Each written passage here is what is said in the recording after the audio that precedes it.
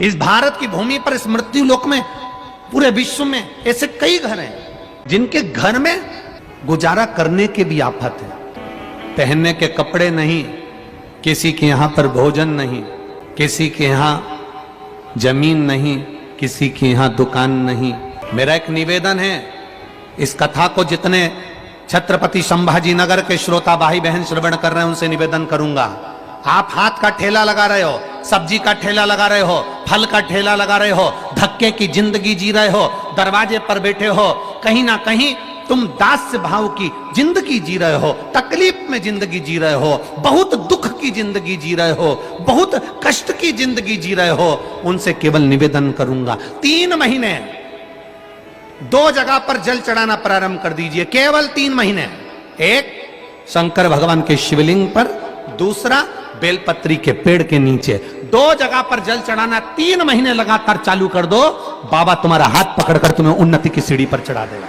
हमें कोई चमत्कार करना नहीं आता और ना हम कोई तंत्र विद्या या मंत्र विद्या जानते हैं, ना हमारे पास में बेल है, ना हमारे पास में भभूति है, हमारे पास में तो केवल शिव का नाम है। आप श्री शिवाय नमस्तुभ्यम बोलो, ओम नमः शिवाय बोलो, नमः शिवाय बोलो, चाहे महामृत्युंजय मंत्र बोलो, उसका स्मरण करते करते भगवान शंकर के शिवलिंग पर जल, और उसी पात्र में जो जल तुमने शंकर जी को चढ़ाया है उसमें से बचा हुआ थोड़ा सा जल बेलपत्री के पेड़ के नीचे चढ़ाना प्रारंभ कर दो। अलग से बेलपत्री के पेड़ के नीचे चढ़ाने के लिए अलग से लोटा भर के जल जरूरत नहीं पड़ेगी। जो तुमने शिव जी को जल चढ़ाया उसी पात्र का जल शंकर जी को चढ़ाओ, उसमें से बचा हुआ थोड़ा सा जल बेलपत्री के वृक्ष के नीचे चढ़ाना प्रारंभ करना।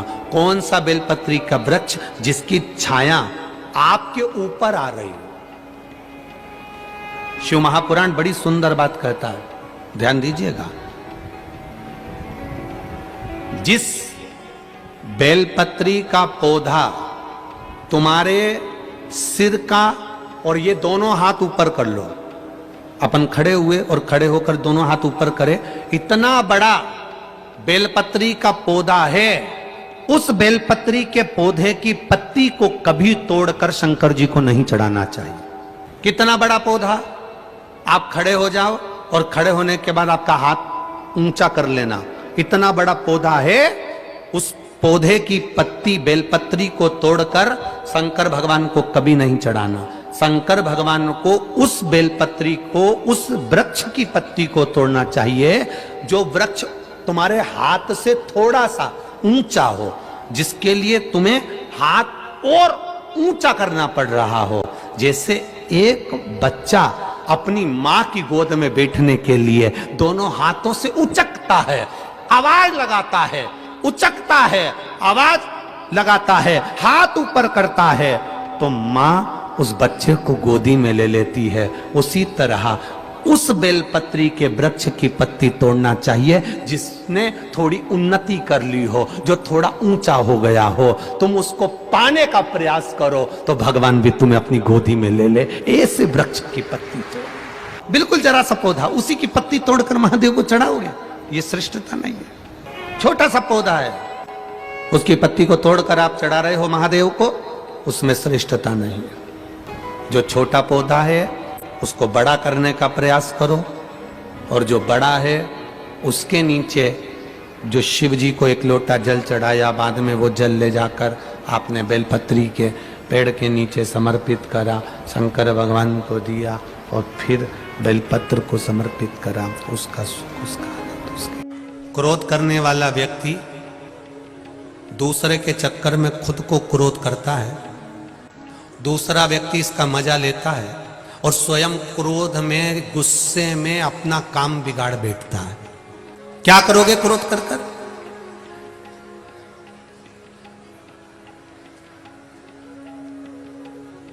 जिस समय क्रोध आए थोड़ी देर भगवान की भक्ति का रसतत्व ग्रहण करो।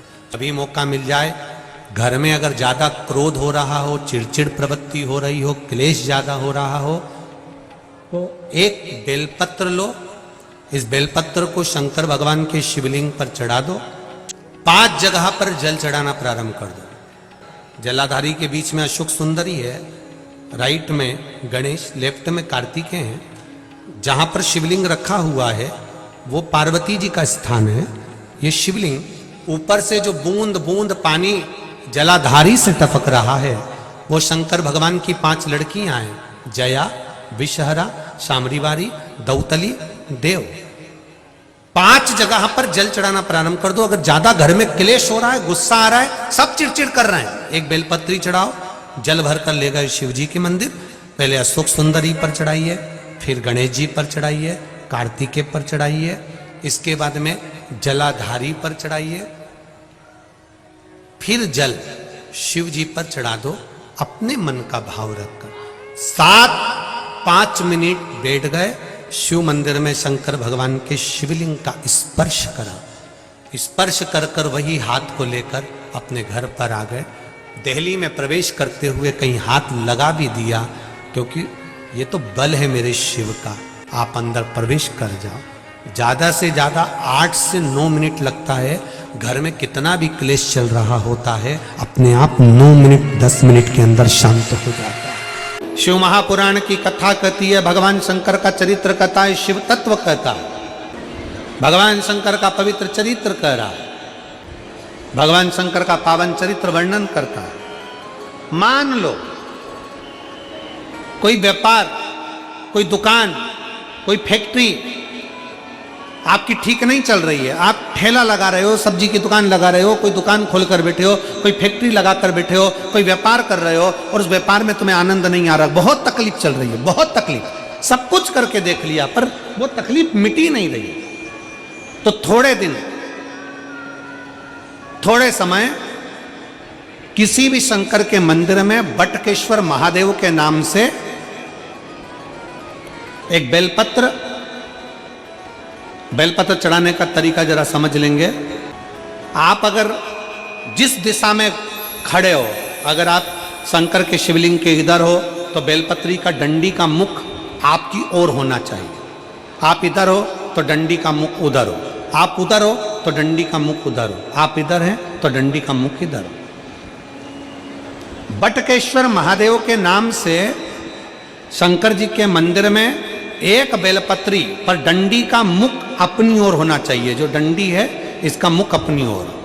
बटकेश्वर महादेव के नाम से एक बेलपत्र शंकर भगवान को समर्पित करो बटकेश्वर महादेव के नाम से। और बेलपत्र चढ़ाने के बाद में जो तुम्हारे कलश में जो जल है, लोटे में जो जल है, वो 7 बार, लोटे का जल 7 बार, 7 बार से मतलब है अलग से लोटा भरना नहीं है, 7 बार उसी लोटे का जल जब बेलपत्र डंडी समय समर्पित कर दें, 7 बार उस लोटे के जल को 7 बार बटकेश्वर महादेव का नाम लेकर अपनी मन की कामना कर कर बाबा से विनती करते हुए कि बाबा मेरी ये छोटी सी अर्ज स्वीकार करते, 7 बार उस जल को चढ़ाओ। लगातार कम से कम आप 15 से 20 दिन तक लगातार बटकेश्वर महादेव के नाम से चढ़ाओगे। ऐसी कोई दुकान और फैक्ट्री नहीं तो चले नहीं और आगे बढ़े नहीं और काम सुलझे। बटकेश्वर महादेव, भगवान शंकर का ये नाम, भगवान शिव का ये स्तुति, भगवान शंकर का ये नाम बटकेश्वर महादेव। स्वयं भगवान शंकर ब्रह्मा जी का जब सिर कटकर बड़का पेड़ बन जाता है और उस पेड़ के नीचे, वृक्ष के नीचे शंकर भगवान विराजमान हो जाते हैं, शिव जी उसके नीचे विराजमान हो जाते हैं, उसी का नाम बटकेश्वर महादेव पड़ा।